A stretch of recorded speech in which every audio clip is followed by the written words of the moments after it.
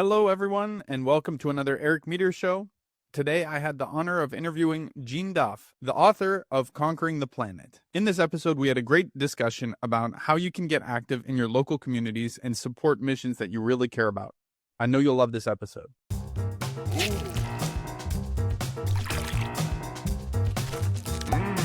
Privacy Academy with Eric Meter.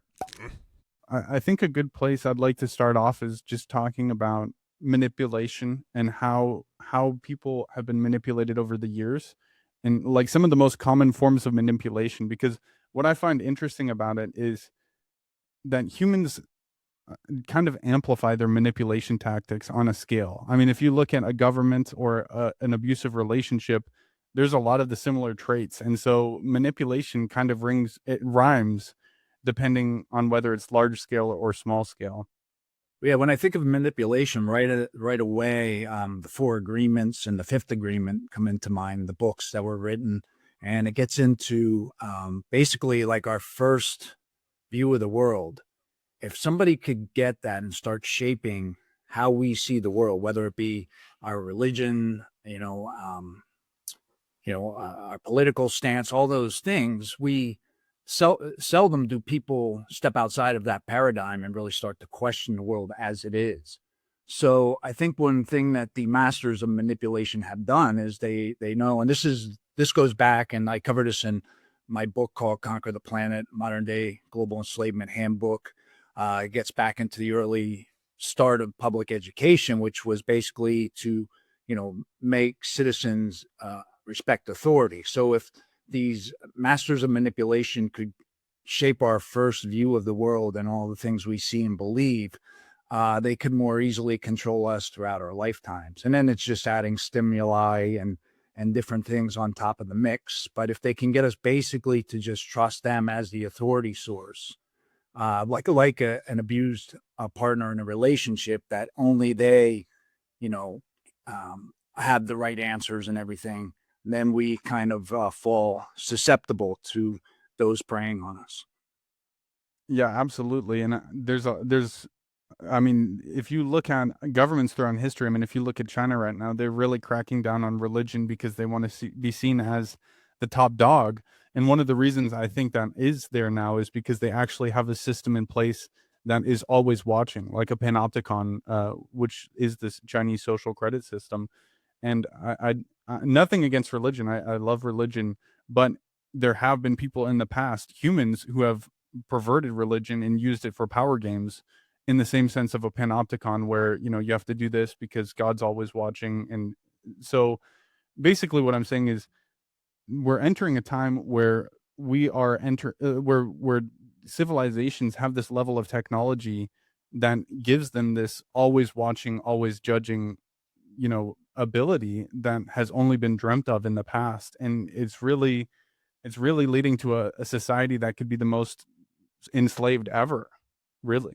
And I think back to Kathy Hochul, the governor of New York, when she was in a church saying, God made us smart enough to create vaccines. God wants you vaccinated, and it was almost, she was wearing jab jewelry, what they call, it was a cross in the shape of a hypodermic needle, so if you can believe in an invisible entity in the sky, why couldn't you believe in this science, which people can't really wrap their brains around? Kerry Mullis, who invented the RT-PCR test, said it's fine to trust the science, but most people don't know what science to trust. So if you have no gauge of what good science is and what bad science is, and the authorities get to the microphone first, again, that manipulation. Hey, we have the answers. This is right. This is how it should be. You need this shot. You need this treatment. And they just go and go and go. And they have all the money and the access to continue that message. And they just beat it into people's heads so much that you start to believe it's true. And we've gotten away from self-healing, giving the body what it needs to heal itself.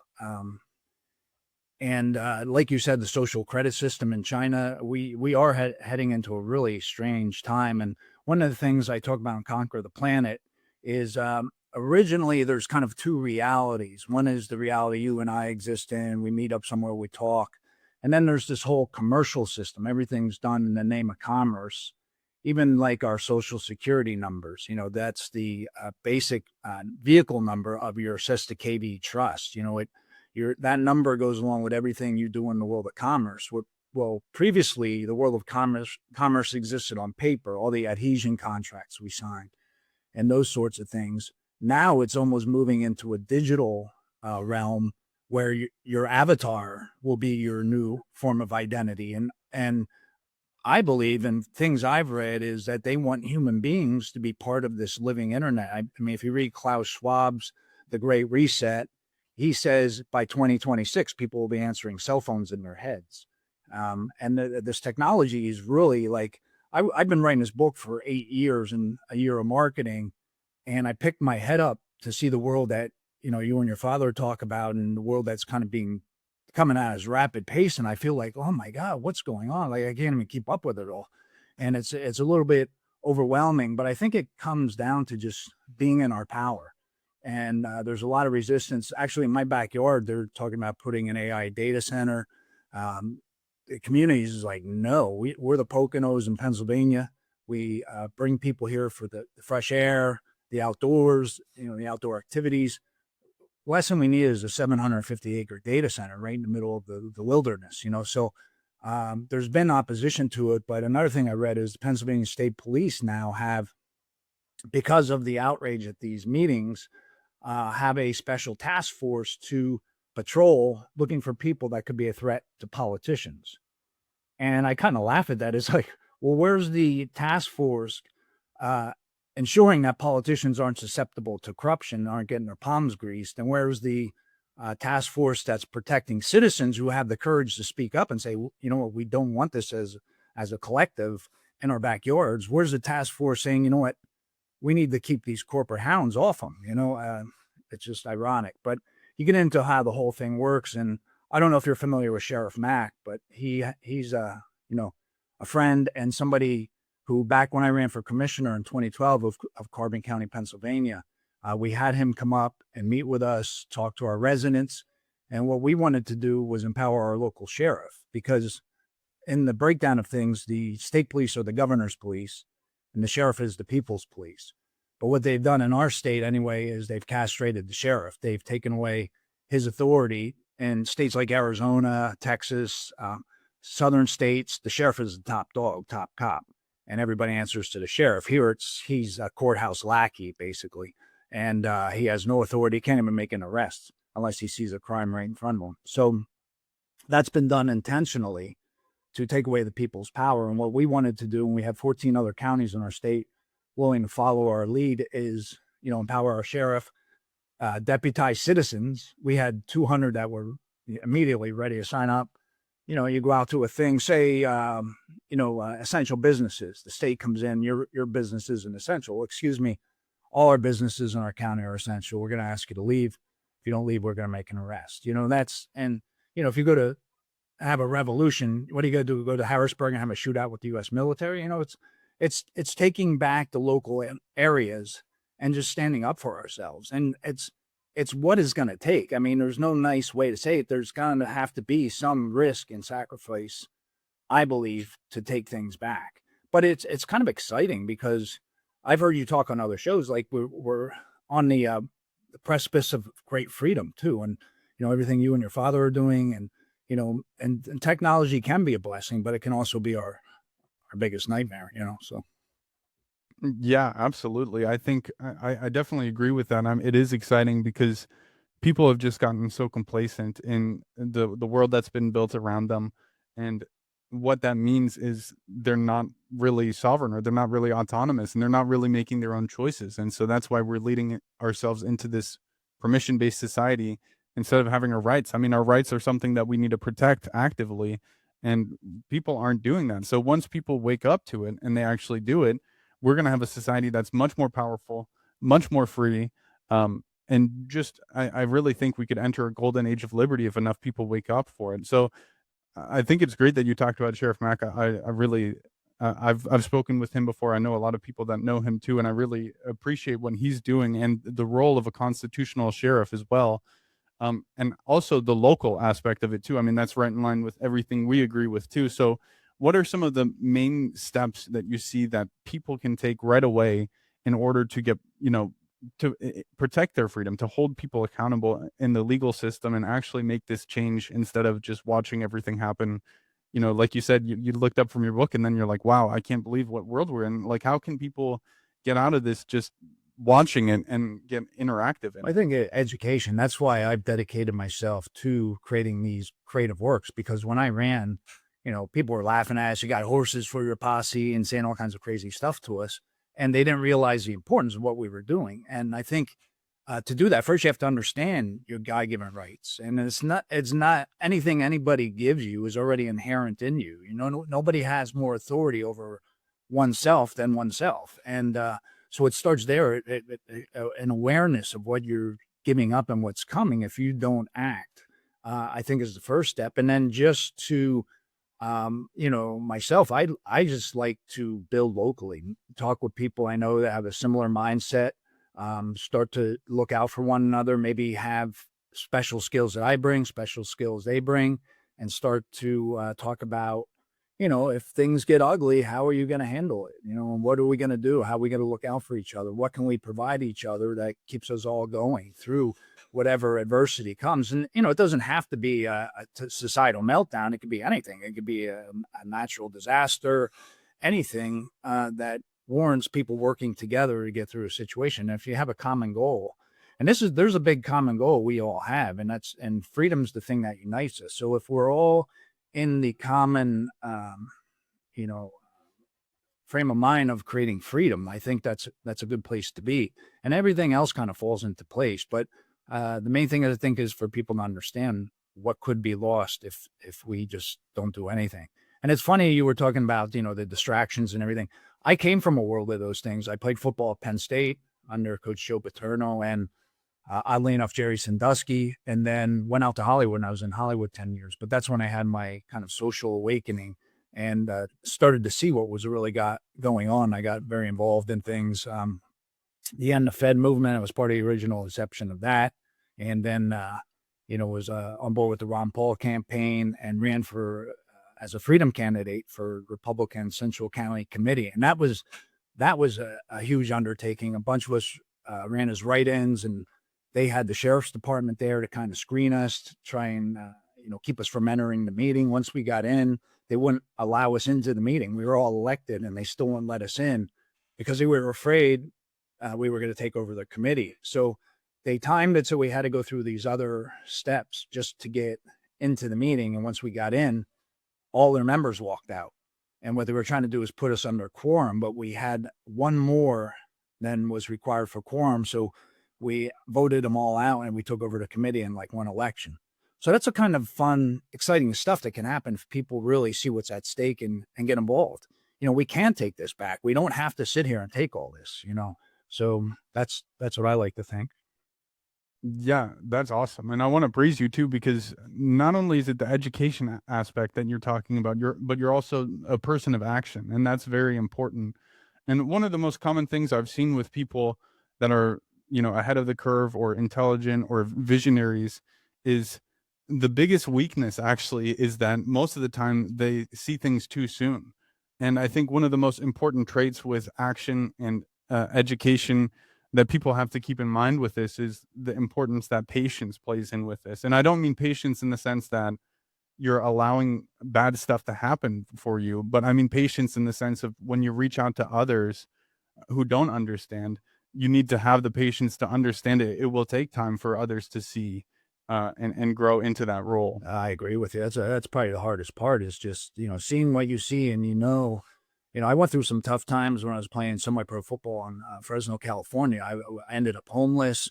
I didn't ever want to go through some of the things I went through. It was the murder capital empire of the world. I mean, there were more murders per capita than anywhere in the United States, and it was a tough place to live. And I said, geez, I mean, God forbid this ever happens to us. And I saw what was happening in society. I'm like, oh my God, we can't go through this again. So that's kind of the thing that drove me really is, was a little bit of self-interest, but also looking out for my fellow man. Because when I was in LA, it's kind of a me ego thing. You go out there, people like I ended up a waiter in a Jewish deli, And you could always tell the new person in town because they said I'm going to be a big star one day, and it's all that kind of stuff, and it's kind of meaningless crap, and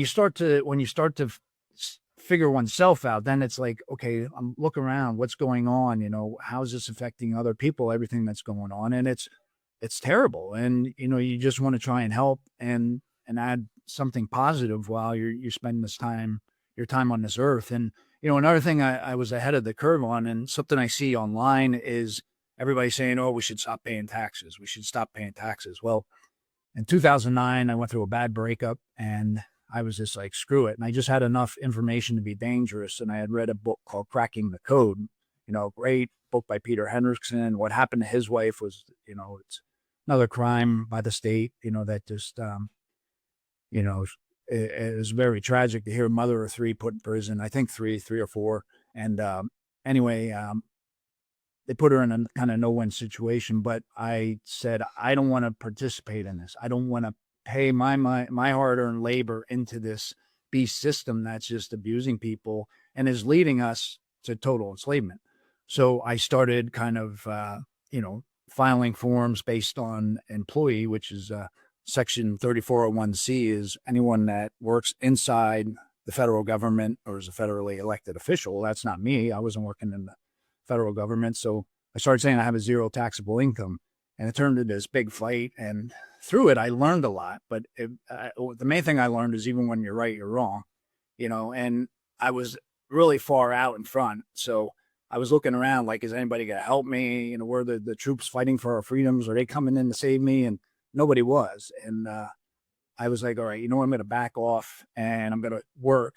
And I have. That ended in like 2013. I've spent the past 13 years creating works like the musical and then this new book to just help bring some awareness, but in a fun, creative way. No one wants to hear the sky is falling 24/7. So I try to make them fun, entertaining, but also with some substance that when somebody reads it or sees the show or whatever, they get something out of it. Absolutely. No, I'm right there with you, and I think it's very thoughtful that you don't want to just be someone that's saying the sky's falling. That's something that we've put a lot of thought into as well, and as even when I create stuff, when I'm writing, uh, whatever, what I'm writing, whatever I'm recording something, I always try to assess my state of mind because I know that my subconscious will affect the writing, and then if it goes out to a lot of people, it's going to affect them too. And so, yeah, it's a very important aspect. And one of the things that you mentioned too that I kind of wanted to touch on was you were talking about the hard times that you had, and you also talked about how the example in LA where people come there and you can tell they're new because they think about themselves. And I think it's a common trait with people when they in the beginning that they think about themselves a lot. And that's something that I had a lot until I went through a very hard time. And once I experienced that extreme amount of pain, kind of made me realize like, okay, I need to stop thinking inward so much. I need to stop thinking about myself so much and start looking outward. And I think on a global level, I mean, you can call that what you want. You can maybe call it the dark night of the soul. But basically, what I'm saying is a lot of the time, pain, if you see it through, can lead to a higher state of mind.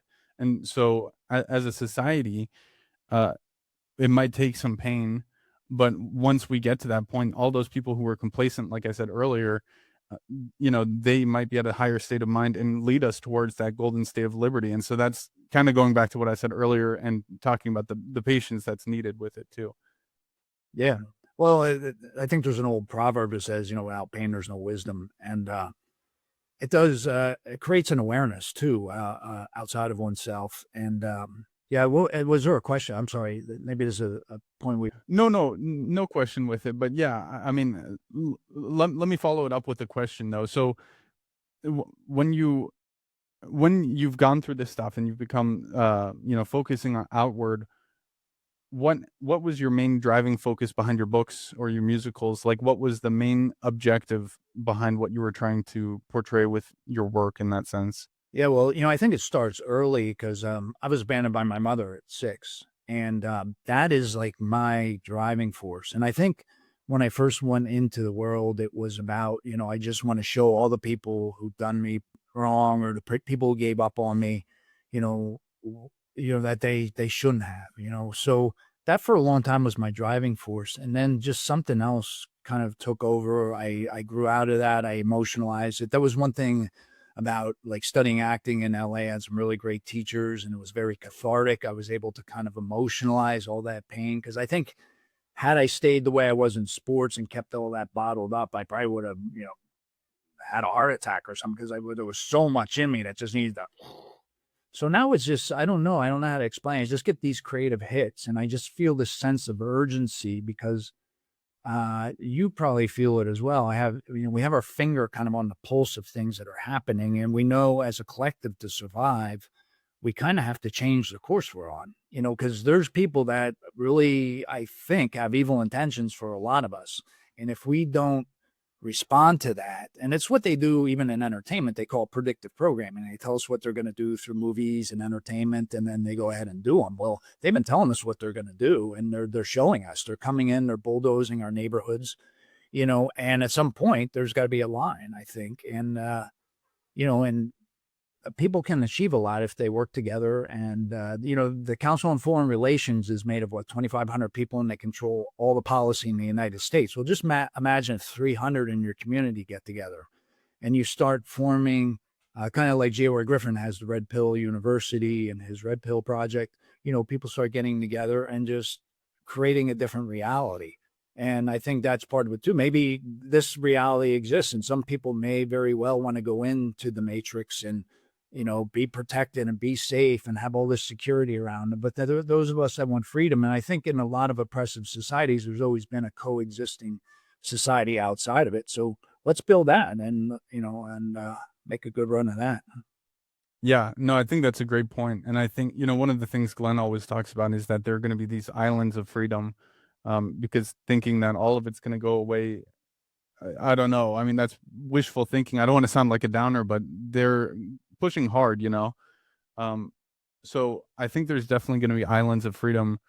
Let me ask you, how do you think, so with these island of freedom, how do you think people can mobilize locally enough? So, I mean, you brought up G. Edward Griffin's, uh, his campuses, and I think those are fantastic. Do you think it just comes down to having these organizations that people go to where they make these relationships, hopefully make relationships with the local farmers, local food supply, that sort of thing? Or like how can people really start that, snowball effect? Yeah, well, we started it back in 2012, and I took a lot of time away from it because of the writing and really pushing to get some greater awareness out there. And then these things happen, COVID, now the data centers. It's almost like the world doesn't need me in a way to do that. It needs me to start being proactive with the community and getting at least the house in order where I am, and to do those things. So yeah, I have people that I've kind of, because it's a process. It's like, you may think, like, I had a room of 100 people, and I had these things called freedom rallies, and I had a guy complaining because the chairs were too hard, and they were uncomfortable to sit on. So you're going to get those people in there, and what good is he going to be in a situation where things, if they have to get uncomfortable, they get uncomfortable. So you got to find your people, and that's kind of a vetting process. It takes time to build trust and stuff, but we got to start, and I think the key component is just human beings and finding trustworthy people, and people that see what's at stake, and getting together and doing something. Yeah, no, I think that's a great point, and it brings up another important point too of, how do you vet someone that you want in your community or not? I mean, that chair story is pretty funny. I mean, could you imagine complaining about a chair? But really, I mean, he was kind of giving you a blessing by showing himself so early there. But I mean, part of it, what it comes down to is you have to have like a creed or some sort of principles that are very clearly stated that everyone agrees upon. But then there's going to be people that try to change that slowly. I mean, that's just human nature. They want either personal power or whatever it may be. But I guess what I'm saying is, how do you try to ensure that you have people that you really can trust and grow with inside of these communities? Well, I go back to the Godfather father of freedom, which was J.R. Griffin. And he, one time I heard a speech he did online, and he said, we should all be holograms of each other. Because if you do a top-down structure, and that's what everybody, I don't know if it's inherent in human beings, we just want power and control of things. Maybe that's so, but I think if you create a hologram, we all know what the task is. We all see the problem. We, hash out the best ways to get to the solution. If the one part of the piece breaks off and goes away or whatever, the rest is still out there, doing the same type of thing. And I think that's just what happens when you plant the seeds of freedom too. People just, I see people at different parts of the awakening process too. People like, just freaking out over, not having cash in their pocket, and that's like such a basic thing, but, maybe one of the first things we all really think about, but, you see them and they're sharing posts and stuff. So it's happening now. It's becoming more mainstream. And, yeah, I just think, you just got to go. You just got to do and see how it all works out. Because what the not doing, I think, is the bigger risk, and just sitting and letting all this stuff happen. Absolutely. No, I totally agree. And earlier you kind of mentioned the data center that's popping up in your town. Um, did you say that you were able to make some progress against that? Have you guys formed like a coalition and protested, or is that something you guys are planning to do? Yeah, well, there's another meeting coming up with the township, and what they've done, and this attorney, he actually shut down a power plant somewhere else in his life and helped with they were trying to put windmills here, and he shut that down. And he was out in the world fighting, and he came back here to retire. And what he realized was that they want to build that in a residential, basically, and that's the thing that can win. And even these admiralty courts is the fact that it's against zoning because it's residential. But what the township is they thought, I don't know if they were just trying to do something they thought was tough, but they made this ordinance and said, okay, if you do build in a residential, this is how you do it. It's got to be so high. It's got to do this. It's got to do that, blah, blah, blah. And what they did is basically said, okay, you can do this in a residential, and here's how you do it. So he right away, put a stop to it and put I don't know what the filing would be called, but now they're having a meeting on that to, see if that's the course of action that's going to be taken. And if even what they filed, that ordinance, it's called spot ordinancing, and they did something that they shouldn't have done, I believe, and changed. I just gave a special, almost like special permission for this company to come in and do this. So, yeah, people are active. I'm in with a group that, they're on top of all the latest. And we also have a lot of like natural preserve areas and stuff that there's been previous like land grants and stuff. If we want to protect an area, that we were able to do that. So that kind of stuff's going on for sure. And yeah, people are very determined to stop it. So we'll see what happens.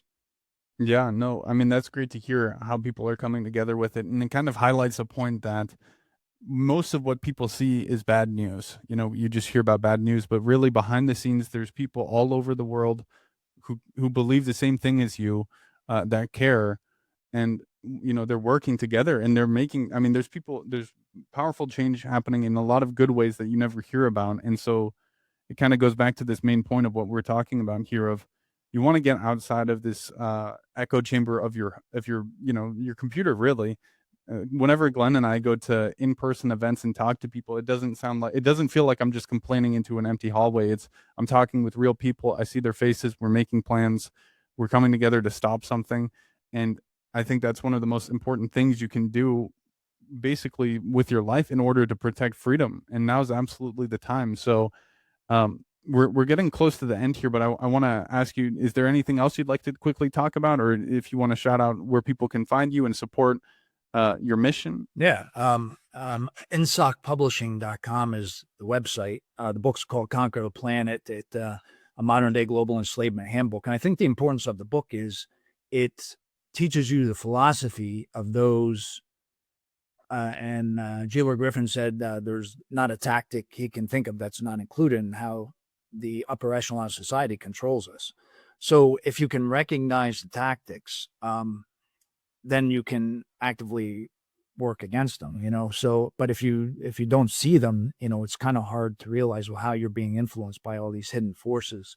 And it won a Ford Indies Award, you know, it's a Dan Pointer Global Ebook Award, and it's been compared to the Art of War by Sun Tzu and also Machiavelli's The Prince. And the narrative resembles, by Kirkus Reviews, they said it resembles C.S. Lewis's The Screw Tape Letters. So it's done this narrator is kind of like a Mr. Burns from The Simpsons, if you know who he is, and he enjoys human suffering for his gain, but he tells you all the secrets of how this all works. So supporting the art helps me because that's how, you know, I like to pay the bills. I still have to kind of work in the corporate plantation, but it does provide a little freedom for me to go out and be more proactive. And, you know, everybody's going through the same thing.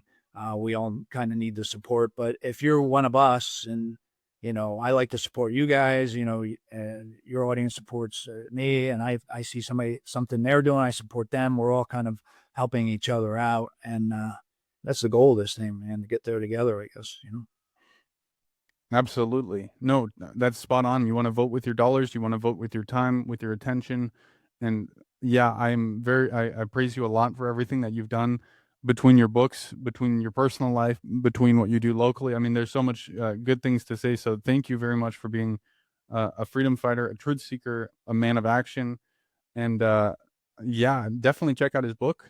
And thank you for being on the show as well. Thank you for having me, Eric. A lot of fun. Thank you.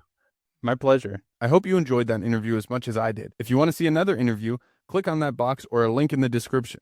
And also, if you don't mind, I'd really appreciate it if you'd like, comment, and subscribe. Thank you.